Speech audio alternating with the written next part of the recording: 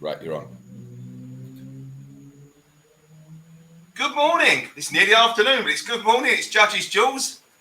And I'd like to welcome my friend in the background there, Simon. How are you, mate? Very well, mate. Good to be here. Got two crackers for you, I think. Oh, I'm looking forward. It was good racing, but wasn't it a war of attrition on Saturday? Yeah, it was horrible ground and shocking draw, which I think we'll come to. Certainly, I had Yes. foul off, and I get a little I bit did. whatevered off because in this day and age, how you can produce one racetrack where one side is 30 lengths quicker than the other makes no sense at all to me. It really doesn't. But there you go. No. Donny, you did it. Ascot have done it recently and Goodwood. Yeah. So we really need to, tracks really need to try and produce the same ground. They really need to make an effort. I think they do, but I think my biggest gripe with the ground sometimes you'll see that you'll know there's a bias. I'll give you an example. Last year, Pontefract, there was no rain, and all of a sudden they were coming stand side because they walked the inside of the track and they come up the stands. At least that's artificially changing the a draw bias where there is one. If you see what I mean. Yeah, but you used to want to be low at Donny on heavy ground. You did. I don't know why that's gone. Yeah. I think last year wasn't the winner low last year, Johan? Yeah.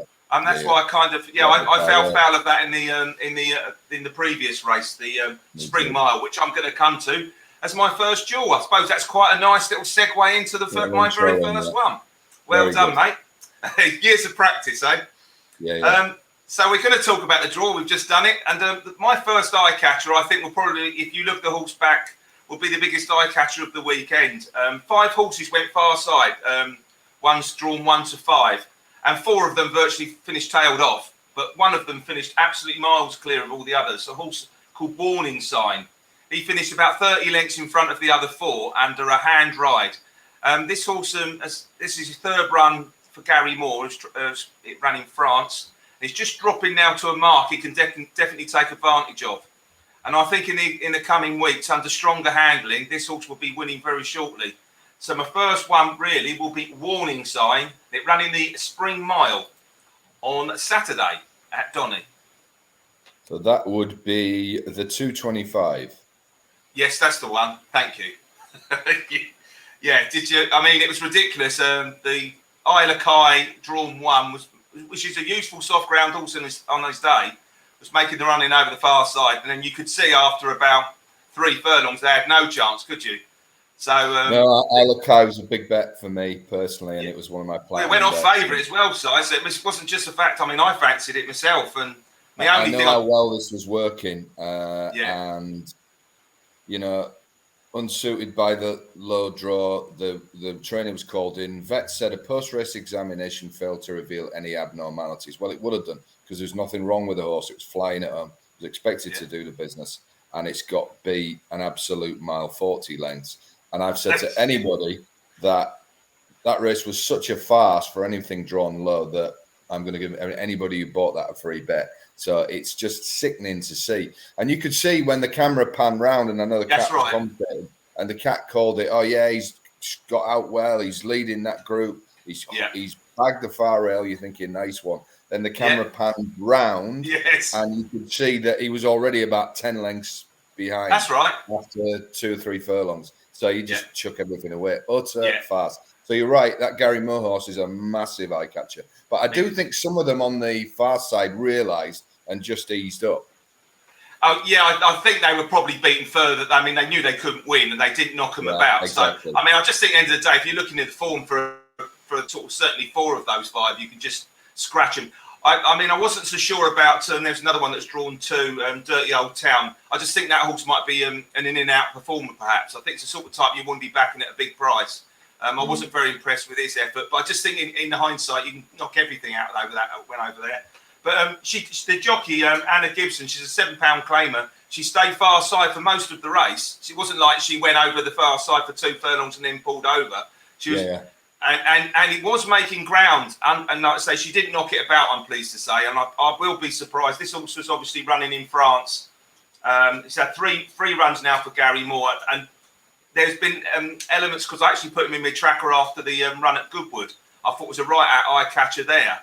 So that's why I even actually had him on my radar for the race on Saturday. But for me, this is definitely, just watch it back and see what you think. But I'd be surprised if you didn't think that was a good run. Yeah, no, definitely. And I think Isla Kai, for anybody who's sort of angry about just scratch it, I think he'll go back to Newbury for that. The spring, the race, I think my company's often known as the sort of Lincoln Consolation, isn't it? The one they all. Yeah, that's. I think my company's sponsoring that race this year, actually. So excellent. And I think he'd have a chance. I really think he'd have a chance. So don't write him off. Because he'd be down the bottom of the weights in that race as well, wouldn't he? Exactly. Yeah. And you know, if he gets a good draw, I wouldn't rule him out. So my first one is the preceding race, the first of the year, which I'm pleased to say my lucky 15 put the winner out, Doddy's Impact, at 14-1 on the morning. So that was good. And another advert for Billy Loughnane, who you have to say, Kevin Stott fans. He's a great jockey, but I think Billy Loughnane certainly outrode him there. He was on the favourite Valadero, which of course was even money on the Friday night, which I thought was absurd for an unraced horse, which shows you what the work it's supposedly putting in. Wasn't particularly bred to go on that ground, and he got done. But I think, look, Valadero's the obvious one. Everyone's going to back him next time on better ground. God knows what race he'll be. Doddy's Impact, they're already talking about Ascot. Maybe one more run before. So, you know, this was a good Brocklesby. It's deteriorated as a race over the past 10 years compared to what it was. But maybe it's making a comeback. I have to flag up. This is my first eye catcher.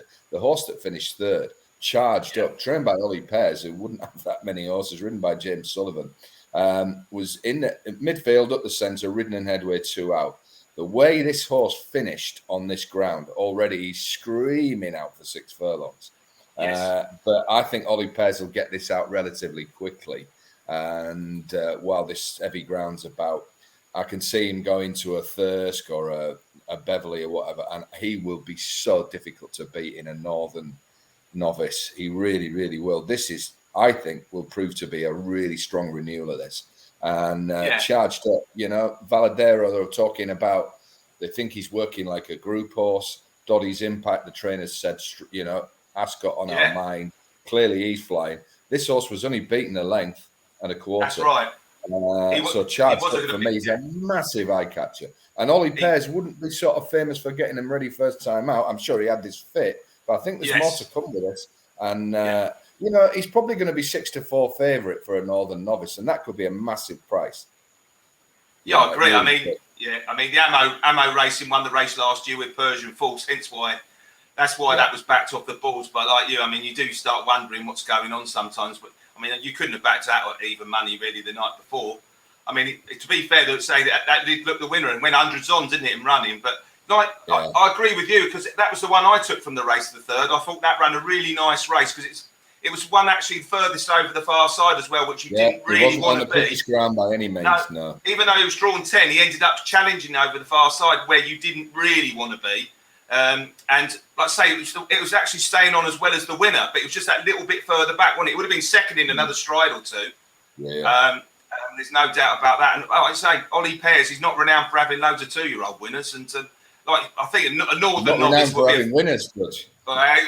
Steady on.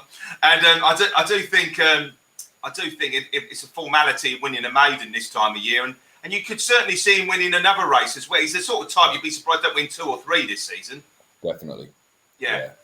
Good shout, that mate. I did think that was a good spot from you there. I'm going to leave the jump source to last that I'm going to come for, but I did think there was a decent on the Saturday as well. I better get the right races. You're being so efficient today. On the Saturday, there was a decent 1.25 maiden at Doncaster. Always worth following. You get some decent horses that end up being good handicappers, or maybe better than that in this particular race. Maxi King won it for Ammo Racing. We're talking about them far too much today. And his second was the Andrew Balding horse called Rebel. And of course, I think the second will definitely be winning races, but I think everyone will agree the horses behind are the ones to be concentrating on for future races. Especially the 2 Gosden horses. I also thought the James Horton horse ran a nice race, a horse called Cosmic Soul.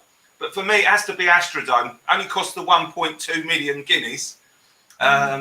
Yes, a son of See the Stars and Sow Me Dar, group placed horse. Obviously from the Dar Me and other horses like that. Real wonderful pedigree. But what a lovely ride. But once again, we've got to talk about him, Bernard de la Sayette. He gave her Benoit, even the winner of the Lincoln, made full use of the Doyle coming off the rail, didn't he? He's going to be, I think, one of my colleagues told me that he thinks he's going to be perhaps a Dettori in the future. I can see where he's coming from. Because I think we get to that sort of stage now. The youngsters coming through have got to start coming through, haven't they? And there's some good young jockeys. Billy Loughnane. It could be last we could be seeing a nice batch of younger jockeys coming through. Yeah. And he gave this a lovely introduction. He didn't hit it. He get hands and heels. Threatened to get involved around 2 out. But the ground was awful. I wouldn't really want to see him run it. Knowing John Gosling, he's not going to have him out in the next couple of weeks anyway, especially for 1.2 million. I think like a Sandown maiden race would be, you could see him running in a decent maiden, or Newbury, even they have them good races, don't they, earlier on in the season. I think winning one of those should be right up this horse's street. And I think he's going to be better than a good handicap of this horse. He's got to be north of 90, especially with that breeding. And just the way he's just shaped. The obvious one was Colton because he was making more ground up, but I thought Astrodome made his ground up quicker, if you like, than the other one. The other one looked to me more like a stayer, Colton. But Astrodome for me is one for your tracker. Watch that race back. There will be several winners coming from that one. Yeah, no, I agree with you. I think that those Donny maidens are usually pretty strong, and it's the first time you see, obviously day one, but the big yards. Andrew Baldwin started the season well, already banged in the winner of the race we previewed on Friday, which didn't exactly go to plan. But we did say then, up. Yeah, this is a barometer for his yard, and wow, that really did it. He obviously had horses run well over the weekend, and Gosden usually makes a fast start, and like you, a huge priced horse was never going to get knocked about on debut, was it? No. Yeah. There's at least a Newbury maiden or whatever in that, isn't there? Oh, absolutely. Yeah, so I do think if you kick that race in your tracker, I'd be surprised if you're not. You've got horses like Roost that come seventh, who are sort of already rated north of 75. So I know that didn't actually run to its mark, you could argue, but I'll be surprised if there's not at least 3 next time out winners from that race. Probably 4 to 5, I should think. Yeah. Right, my second one ran in the 3 o'clock, the Camage Trophy, a listed race. Very, very easy winner here, and impressive. But obviously, you can work that out. Vadream, yeah, a horse that disappointed so many times. I mean, Charlie Fellows came on ITV, I think, and said that he'd messed it up last year. Ran it too many times on firm ground. And the horse backed away. Obviously, back to form with a vengeance. And obviously, there's some Group 3s or whatever, more listed races on soft ground coming Vadream's way, but, it's not going to be any value. But I do like the run of the second horse. That's the tracker horse for me, Fast Response, trained by Carl Burke. There's a good bit of money for this, ridden by Sam James. He really couldn't match the winner. The winner actually did what very good horses can do, and that's quicken even on heavy ground, and really powered home. Fast Response took a keen hold, and what impressed me was that he kept on at the end and fought off the rest. It looked like Vadream had kind of put the race to bed, and I thought, I wonder if Fast Response is going to start tailing off here, but he didn't. He really ground it out. I loved the attitude the horse showed, and he kept second and actually retook second from the third Eras who had passed him. I think this was a good race for a listed race. Obviously, all eyes will be on the winner, but I think Fast Response has proven that he goes on heavy ground. I do think the ground may have been a bit too soft for him to be at his best, and I think that Berkey will look for sort of genuine soft ground. Now, we've got big meetings coming up at Newbury. You look at your early Newmarket meetings. The weather looks set to stay unsettled, and I think there could be some. I think they want this horse to run on like good to soft in these listed races at least, and I think it'll find some. It could be a horse they send over to Ireland. I know they're considering that. I think it's a winner waiting to happen, Judge. I thought it was a very, very good second to a winner that just blitzed everything. Nothing was going to get near Vadream. But I think there's listed races and possibly even Group 3s to be won with this fast response. I think he's a impressive 4-year-old now, maybe a little bit more improvement to come. And yeah, I'd get him in your tracker. I think he's a winner waiting to happen. Yeah, because interesting that race was for me, and really it kind of highlighted the fact, you know, when you start looking at numbers, course form, and all your usual thing for trying to find winners, and you kind of get out of the habit because you've been looking at the all-weather a lot. The fact you do need horses in soft ground that definitely stay further. Nearly all of the winners on the card, and it was a big note to myself. I mean, you know, Migration in the Lincoln had run well over 1.25 miles, for example. And all these things are really important when you're looking at these races. And for Dream had 7 furlong form, and interestingly, your horse there hadn't really. And I think she's you think at the back end of last year she won a big handicap, and then she followed up again in over the course and distance. And she's now sort of trending in the right direction. Good run first time out. Certainly can see her holding her own in decent company. Obviously not Group 1 form. I don't think she's going to be sort of running along there. But I do think she's going to be sort of Group 3, certainly, you know, listed Group 3. And even if that doesn't work, you could definitely see her coming. Let's say she doesn't do that, if she then starts dropping back into a soft ground handicap come the end of the season, a good one, you know, an Air Gold Cup or something. If it didn't work out for her in mid-season, she's not one to throw away even then. But she does like soft ground. But like you, I probably think the ground was too soft on Saturday. And I do think the third run well as well, Eraz, because he travelled. He was gelded first time, and he kept good company last year. He was fancied to win the Commonwealth Cup from memory. He nearly went in my tracker, and he made a good challenge. Had no chance with the winner, but he challenged on the far side again, which you kind of didn't really want to do on that day anyway. I have to laugh though, because the next day, did you notice the winners of the sprint handicap on the Sunday were drawn 1 and 2? Well, they were first and second drawn 1 and 2, and I thought, well, what's going on? It just shows how hard the game can be. But I like your pick there. I think she'll be winning for sure soon, and then perhaps if she starts dropping off, keep an eye on her again in the autumn. Good call. Right, the jumps judge. Yes, the jumps judge. I like to keep my eye in because I think it's important that you do that. It's exactly the same with the jumps, and you know, you've got to keep an eye on for the future. And for me, there was I thought this was a massive eye catcher on yesterday, Sunday. I better get the right race. It's at Ascot in their big race of the day, the handicap chase there, the 3:35. I know he was favourite, but he looked disappointed. The fact he came there on the bridle and didn't quite get home. I think there was a reason for this. The horse I'm looking at is a horse called Frere d'Arms. I don't know if it means brother in arms, or it certainly means brother something. I thought this horse ran a really good race for the Dan Skelton yard. This horse has been really progressive this year over fences, and this was only his 3rd run over fences.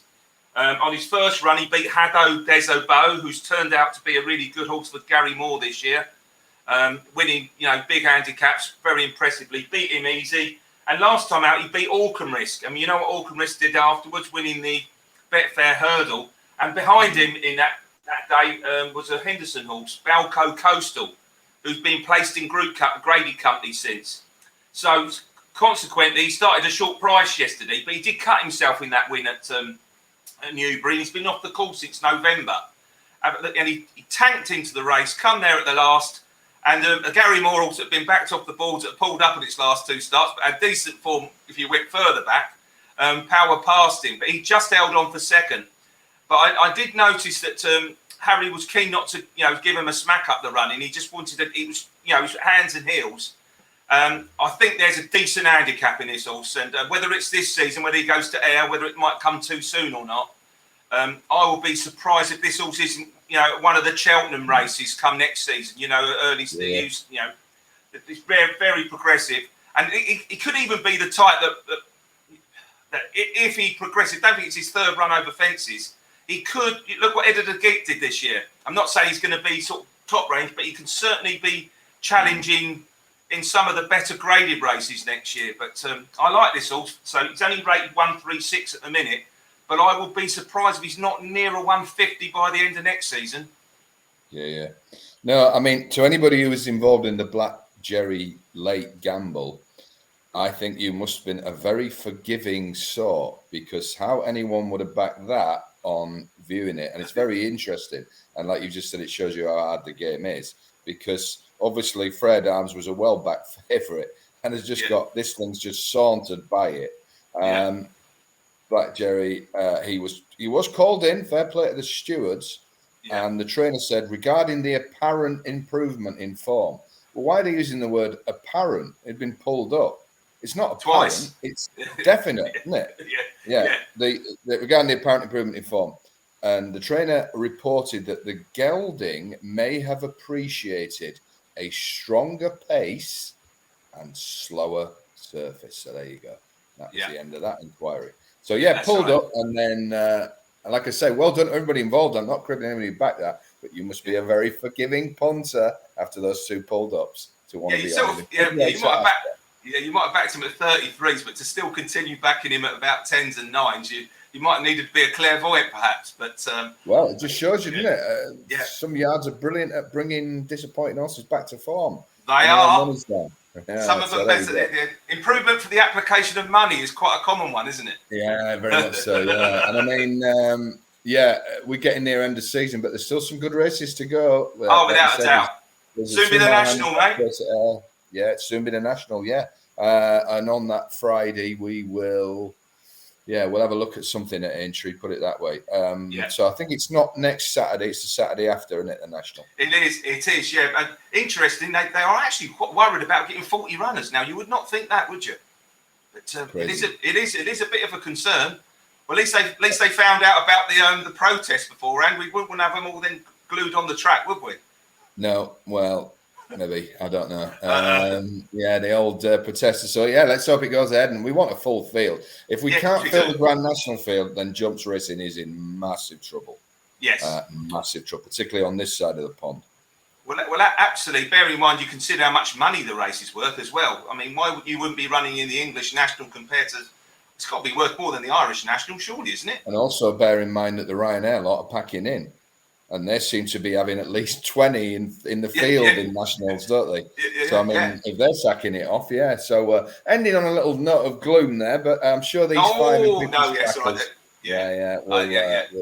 And it's still going to be a great festival, and we'll be covering it extensively. Oh, very much so, yes. So this week it gets a little bit quieter, but then it's all systems go after that, isn't it? You've got the start of the flat, and I like it. Only the BHA would start the flat season with a bang at Donny and then not stage any flat racing for a bit. Only racing is the only sport that would allow that type of thing to happen. Absolute insanity. But once we get the next biggie, which I think is the new breed, and I think that's the week after the national. That's the 22nd, I think. Yeah. Once we get that, and we get rolling, we start getting these northern. We get a line on the 2-year-old form, and then it's going to be a big season, Judge. And finally, is our horse running this Friday, or is that? No, unfortunately, it looks like we won't get in at Bath. Oh, okay. I just thought I might have a more of an upbeat way to finish the show, but but we'll be getting in soon. Don't worry, we'll be getting in soon. But we're going on the turf now. We're just waiting for the right opportunities. Brilliant. And, all systems go. Lovely, mate. Well, thank you very much. You've got five Holden's horses and Judges' Jewels all lined up for you. So be lucky this week and find plenty of winners. And we'll see you Friday night. Will do.